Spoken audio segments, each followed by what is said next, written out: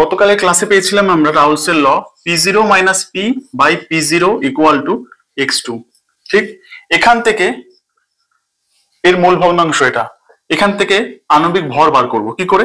তাহলে আমি প্রথমে ধরি W1 W2, এটা হচ্ছে দ্রাবকের ওজন, এটা হচ্ছে দ্রাবের ওজন।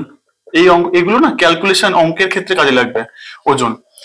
তাহলে এখানে আমার W1 W2 হলে এর আণবিক ভর কত, M1 দ্রাবকের আণবিক ভর, আর M2 কি, দ্রাবের আণবিক ভর। ঠিক আছে, 2 মানে কি N2 by N1 plus N2। লঘু দ্রবণের ক্ষেত্রে N1 প্লাস N2 সমান সমান N1 বলতে পারি। লঘু দ্রবণ, দ্রাবের পরিমাণ একদম কম, তাহলে আমরা জানি N সমান সমান W বাই M। তাহলে N2 মানে কি W2 by M2 R N1, তাহলে এইটা সমান সমান 1 হলে N2 বাই N1 এটা।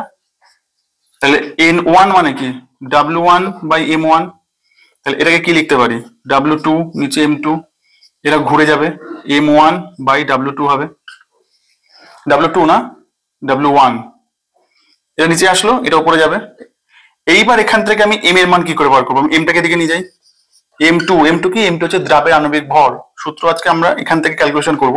M2 সমান সমান W2 গুণ M1 বাই W1 ইন্টু, এটা উল্টে যাবে দিকে, P0 মাইনাস পি। তাহলে বাষ্পচাপের আপেক্ষিক অবনমন সংক্রান্ত রাউল্টের সূত্র ছিল এটা। এখান থেকে আমি এর আণবিক ভর নির্ণয় করব এই উপায়ে। আর এই ফর্মুলাগুলো আমাদের ক্যালকুলেশনের ক্ষেত্রে খুব কাজে লাগবে। ঠিক আছে।